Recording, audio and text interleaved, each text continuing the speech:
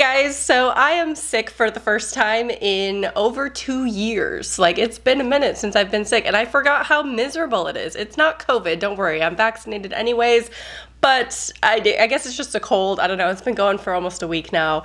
I'm in this stage of the cold, so forgive my voice and my nasally sounding, my congestion, I don't know. Today I want to talk about what I watched in November. These are some of my favorite videos to film because I love getting to talk about all the movies that I'm really excited about that I watched in the month without having to do full reviews and full videos for them because they just feel kind of random. I think I set a new record for the amount of movies I've watched in a single month. I've never done a movie every single day for a month, and November was the closest I've ever come to that. So I watched 28 movies, so almost one every single day. Well, actually, there were days that I didn't watch any movies, obviously, but a lot of these were like on the same day. You can check out my Letterboxd if you want to see a breakdown of when I watch movies and what I rate them star-wise out of 5.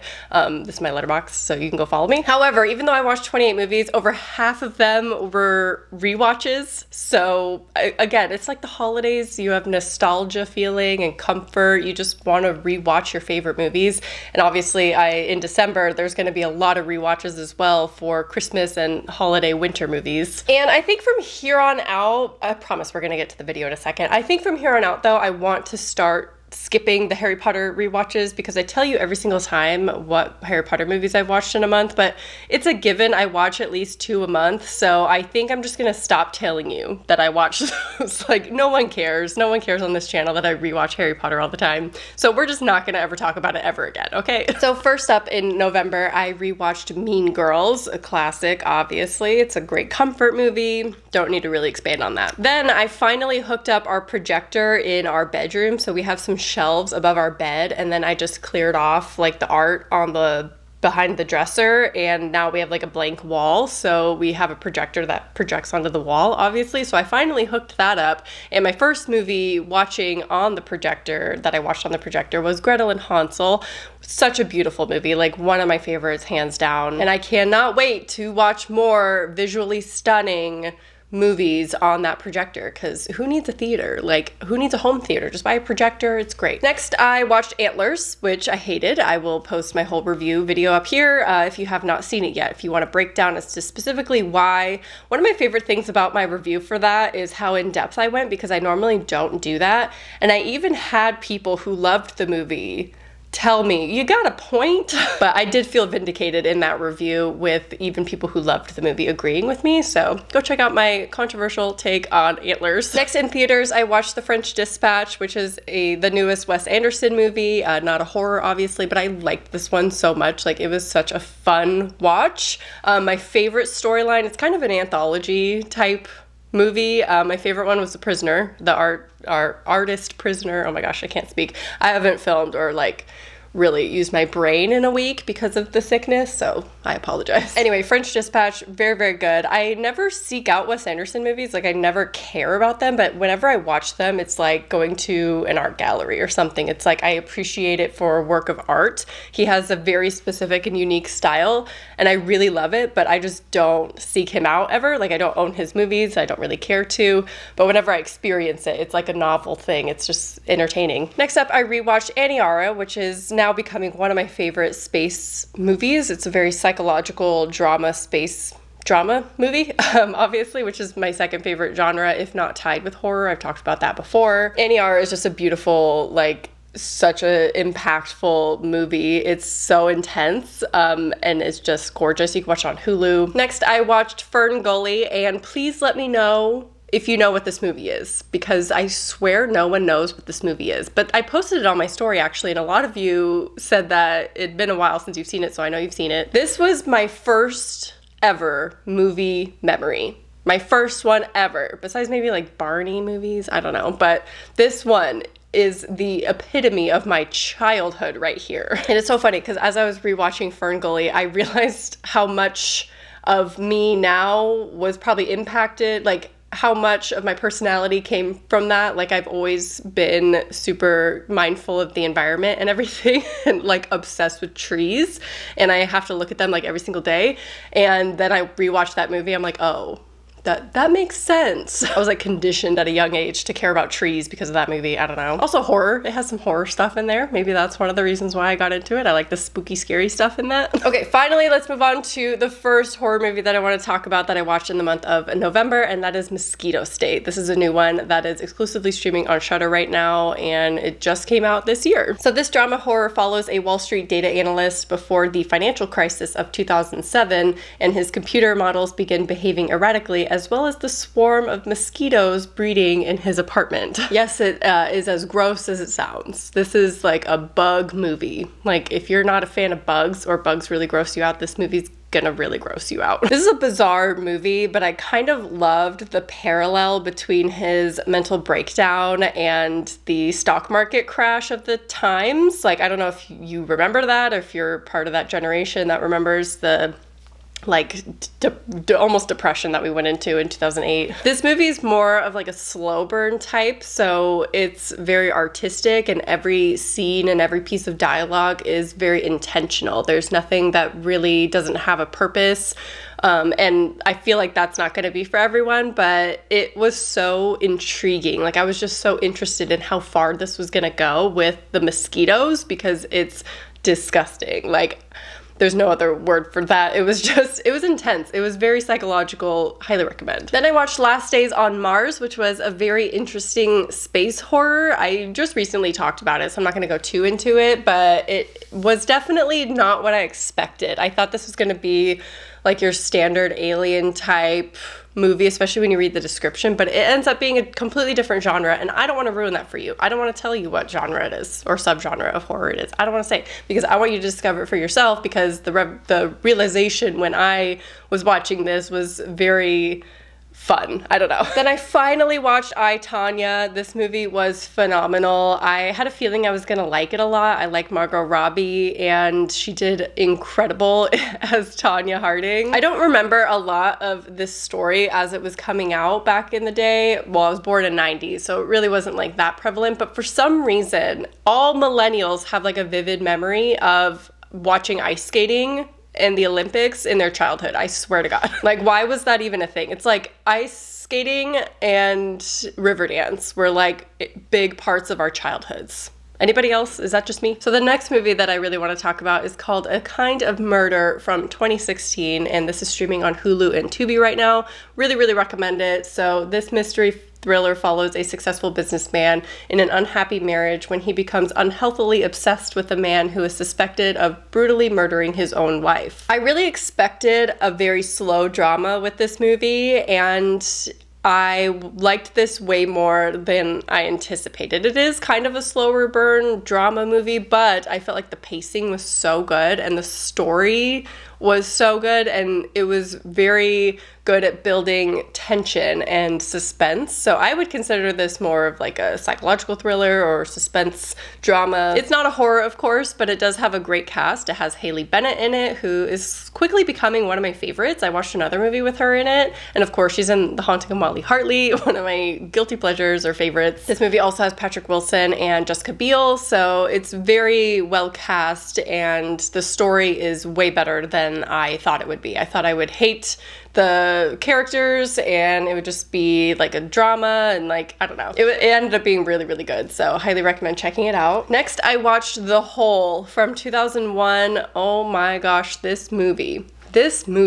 psychological horror movie follows a group of friends who explore an underground bomb shelter when things go horribly wrong. Again, recently talked about this, so I'm not going to go too in-depth in this, but this is like one of my favorites that I watched this month. I've seen it before. This was actually a rewatch for me. It had just been so long that I didn't remember a lot, but this is just one where you hear about the description and you see a trailer or something and you're expecting a really cheesy like teen horror movie, and it's just so much more than that. It's like a crime drama, there's detective stuff, there's really good horror in it, it's very psychological, and of course it is a teen movie, and of course it's from the early 2000s, my favorite. Now, I've always been obsessed with the early 2000s, obviously, but something has awoken in me recently where I'm like obsessed with the late 90s and early 2000s right now. Like, I made a list the other day of all the movies that I want to watch from that era that are just phenomenal. Just something about that era of everything that I am obsessed with, and looking up fashion from that era is just a new, not even a new obsession, but like reawoken in me. So then we watched Enemy Mine. This was Ryan's pick and I liked it. It was very entertaining. It was super cheesy. Obviously we've heard of it before. It's very goofy, but it was a lot deeper than I thought it was gonna be. I rewatched Coherence. My partner had never seen it before, so I kind of just put it on for myself for me to watch, and he got sucked in, so we ended up watching it together. Such a good movie. It just reaffirmed why I love this movie so much. And then Ryan's twin brother was in town and he had never seen Joker, so we watched Joker with him. It's such a good movie. I know there's like memes and stuff about guys being obsessed with Joker. I'm obsessed with Joker, okay? I'm a woman and I am obsessed with Joker. I love that movie. It's phenomenal, 5 stars. Okay, next, Thanksgiving movie. I watched KRISTY from 2014. This follows a girl who stays behind on campus for Thanksgiving and becomes the target of a violent attack by a strange internet cult. This is the other Haley Bennett movie that I watched.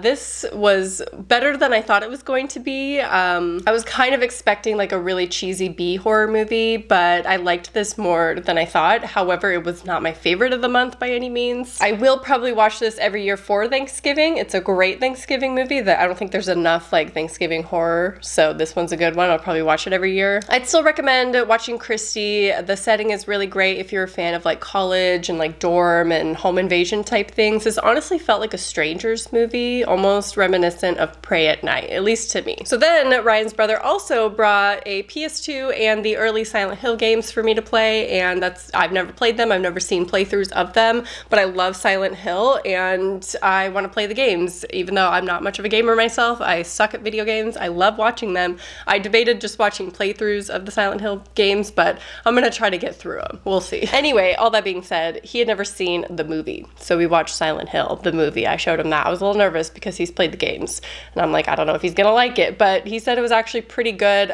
Mostly Silent Hill 2 references I learned, and I learned that the horrible dialogue is kind of reminiscent of the dialogue in the games, so that made me love the movie even more. Next, I rewatched Ad Astra. I was just craving a really beautiful space movie, and that is usually my go-to besides Interstellar. Interstellar is the one that I do like once a year because I gotta cry my eyes out for that one. Ad Astra though is just like beautiful, stunning visuals and a little less emotional for me. Okay, next I watched Pig, which is Nicolas Cage's newest movie that just came out. It's streaming on Hulu right now. This drama movie follows a truffle farmer after his pig is abducted and he goes to track her down.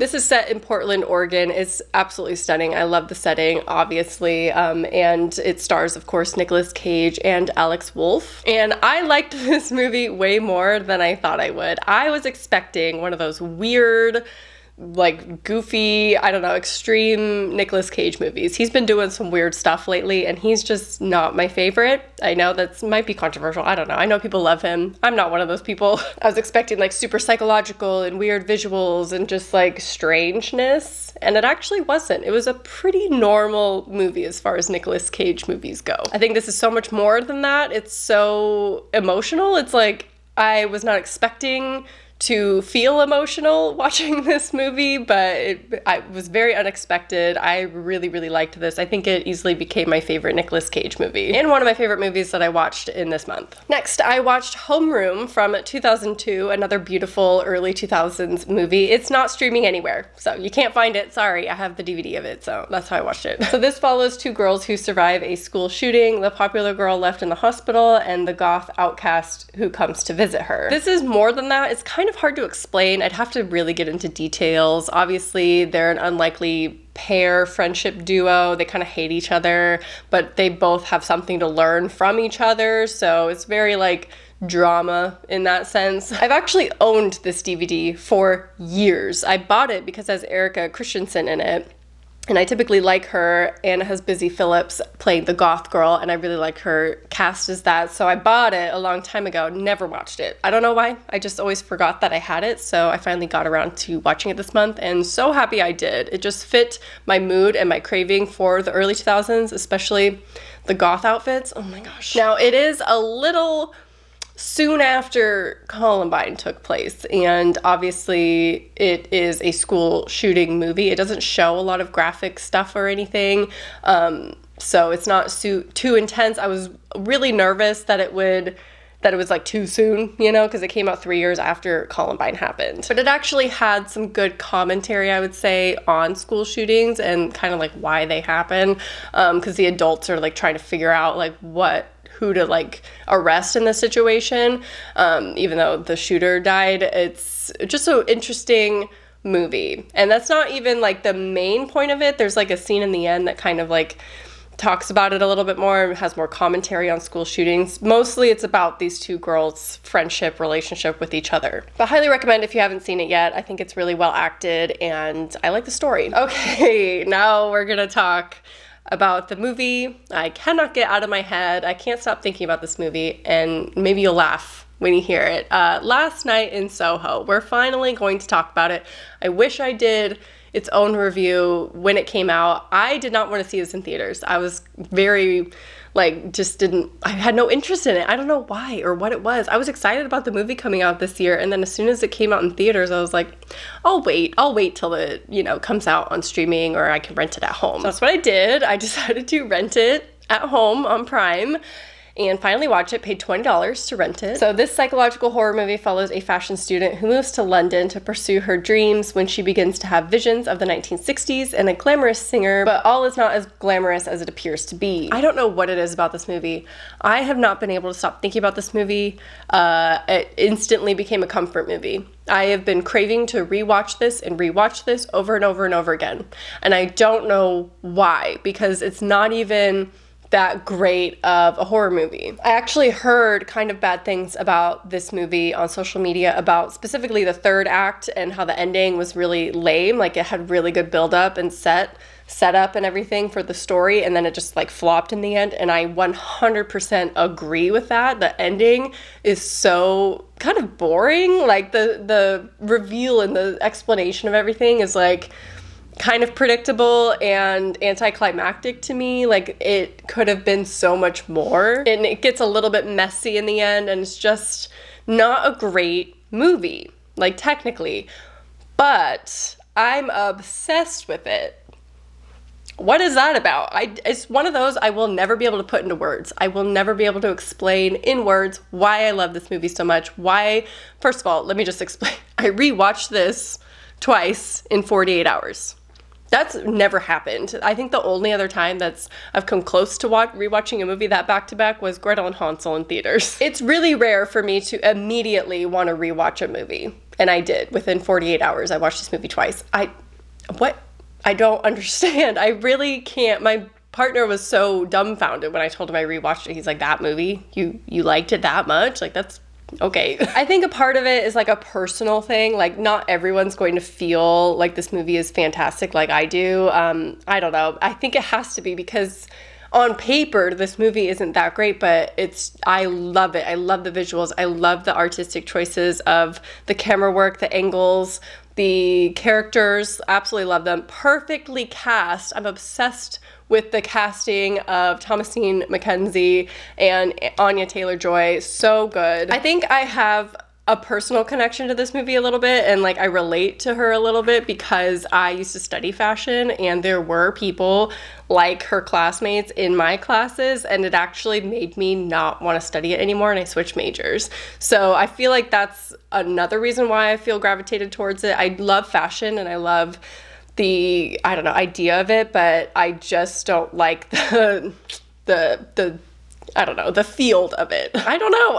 I cannot explain it. I loved this movie so, so much, though. It's not going to be that appealing for everyone, though. Like, I got something out of it. I think a lot of people didn't. I'm just gonna take it and roll with it. Like, I'm so happy I discovered this movie this month, and I cannot wait to own it because I'm gonna rewatch this so much. Started my Christmas movie marathon with The Santa Claus, my ultimate favorite Christmas movie. I've seen it probably more than any other movie in my life besides Harry Potter and the Prisoner of Azkaban. Those two movies are the two that I could recite word for word the whole movie. So then I rewatched The Faculty. This is another one my partner had never seen, and I again put it on for myself because I'm obsessed with that era right now, and I just really wanted to watch one from that era, and that was my choice, and it sucked him in. He really liked it a lot, so love, love, love The Faculty. So I watched The Deep House, finally, which is a new movie that just came out this year. It's on Prime right now. This water horror follows a pair of influencers who specialize in exploration of abandoned properties as they discover a house preserved under a remote French lake and soon discover the horrific crimes that took place there. I wanted to like this movie a lot. The concept was so cool, and I think there's other movies, if I'm not mistaken. There's like one other one that was being talked a lot about while talking about the Deep House because it was very reminiscent of it. But this movie just fell flat for me. Like, it just was not that enjoyable. I found it to be a little bit boring and predictable, and the scares were just very generic. There was a lot of cliches, a lot of jump scares that were just very, very lame. I was expecting so much more from this, especially because it's supernatural and underwater. Like, I love water horror movies, so that's why I was really excited about this. And it was like a haunted house underwater. Like, that sounds so cool. I think there is also a book that is just like this, and I don't know if it's what inspired this movie